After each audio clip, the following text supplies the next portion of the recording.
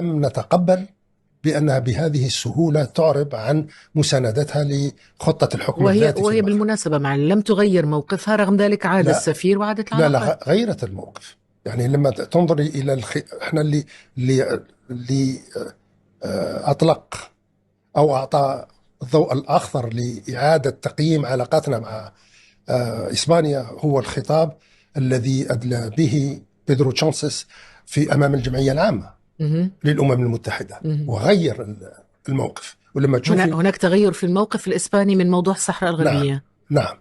Muchísimas gracias. Respecto a la primera de las cuestiones, en mi intervención he sido claro. El Gobierno de España se reafirma en la declaración conjunta que aprobamos en el año 2022, la hoja de ruta del año 2022, y por supuesto también en la declaración que aprobamos en la reunión de alto nivel el año pasado entre el Gobierno de Marruecos y el Gobierno de España. Y ahí claramente está fijada mi posición sobre cuál debe ser el planteamiento que haga la comunidad internacional con el Sáhara Occidental. Por tanto, reafirmar la hoja de ruta fijada en el año 2022 y nuestro compromiso con la solución que ha planteado sobre unas bases realistas el Gobierno de Marruecos.